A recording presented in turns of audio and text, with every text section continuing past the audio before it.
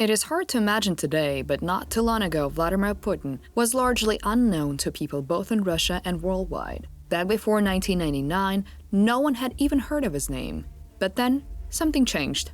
The chief of the Federal Security Bureau, Mr. Vladimir Putin, became the Prime Minister of Russia with the Second Chechen War having begun only 2 days prior.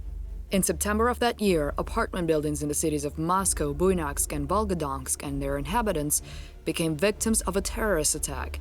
Explosives were set at the bases of the buildings. While the series of events were a tragedy for the Russian people, the government used it as an excuse to show its teeth. And this was the moment when the wider public learned of Vladimir Putin. Мы будем преследовать террористов везде. В аэропорту, значит, вы уж меня извините, в туалете поймаем, и в сортире их замочим, в конце концов. Все, вопрос закрыт окончательно. The current illegitimate president of Russia first made his name as a fighter against terrorism. However, that did not prove to be his strong suit. Or rather, he did prove that he was quite eloquent when it came to threatening terrorists, but not very effective at preventing or properly handling attacks. In today's video, we will look at some of the terrorist attacks that took place in Russia during Putin's rule and how he and his government reacted to these events. On October 23, 2002, Chechen terrorists led by Movsar Barayev took the audience and staff of the Dubrovka Theater in Moscow hostage. This attack became known as the 2002 Nordost siege, as Nordost was the musical that was being performed when the attack took place. The total number of hostages was between 850 and 900 people, including many children. The terrorists were demanding the withdrawal of federal armed forces from Chechnya and an official recognition of the republic's sovereignty. Here is how the government responded. Terrorists told families of the hostages to go out and protest against the Second Chechen War on the Red Square, and if they did, their close ones would be released. Not a single person was allowed on the Red Square by the authorities, who told the people who gathered to disperse. Putin's 1999 quote turned out to be his version of "we don't negotiate with terrorists," and it is vital to note that the terrorists were willing to negotiate. Putin had something else in mind. At around 5 a.m. on October 26th, the authorities sprayed an unknown gas into the auditorium where the terrorists were keeping the hostages.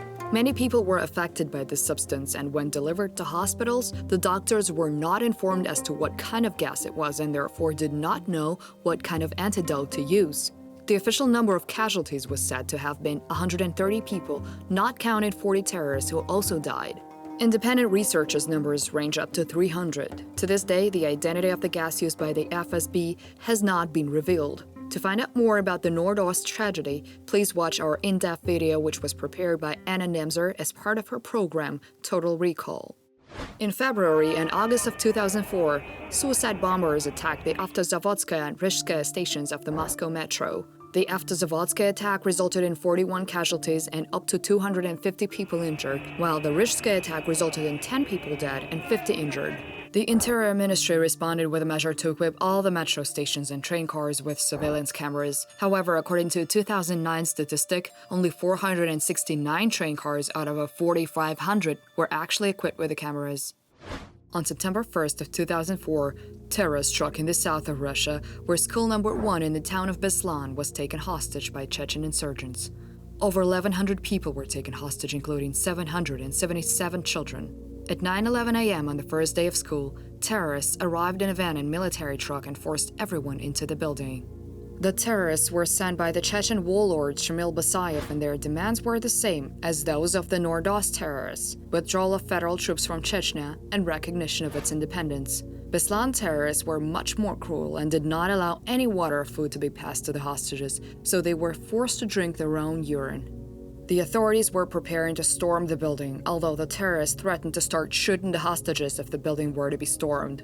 That did not stop the authorities, and on September 3rd, the siege began. Terrorists not only killed hostages, but used some of them as human shields when firing back at the FSB.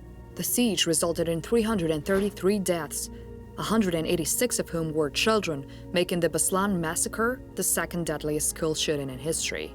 President of North Ossetia, the region where Baslan is located, Alexander Zasakhov, arrived at the school and tried to negotiate with the captors. However, the FSB set up a control headquarters from which the president was excluded. However, neither Putin nor the head of the FSB, Patrushev, nor any other top-ranking Russian official ever participated in any negotiations with the Baslan terrorists.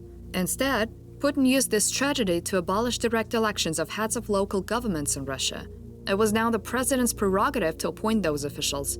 To find out more about the Baslan Massacre, be sure to watch Anna Namzer's in-depth video on this hostage crisis. On March 29, 2010, the Lubyanka and Parkour tourist stations of the Moscow metro were attacked by suicide bombers. 40 people were killed and 100 were injured. The attack was committed by Janet Abdullayeva and Maryam Sharipova. On May 13th, the FSB director Alexander Bortnikov announced that the 3 organizers of the attack had been identified. However, all 3 were killed during the raid, so the reasons behind the attacks have not been established. Doko Umarov, the leader of the militant Islamist group Caucasus Emirate, claimed the organization's responsibility for the attacks in the Moscow metro. However, the spokesperson for the North Caucasus Emirate, Shamsuddin Batukayev, told Reuters that it was not them who committed the attack in Moscow, and they don't know who did. Putin, then having demoted himself to prime minister, ordered that a generous sum of $11,000 should be paid to the families of victims, plus an additional $600 for funeral costs. To this day, it is still unknown who was truly behind this attack and what they were motivated by. On April 3, 2017, a terrorist attack in the St. Petersburg metro station caused the deaths of 15 people, including the perpetrators, and 64 people were injured. A second bomb was discovered and disarmed at the Ploshchad Vestania station. The suspected organizer of the attacks, Akhbar Jalilov, was sentenced to life in prison. On April 26, a group called the Imam Shamil Battalion claimed responsibility for the attack and said that the bomber was acting on orders from Al-Qaeda. Putin was in St. Petersburg at the time and pledged a thorough investigation, which has not revealed the motives of the crime. The Moscow metro bombing of 2010 became the reason that metal detectors were installed in many metros across the country. However, it turned out that most of them were not in use and were only turned on after the St. Petersburg attack.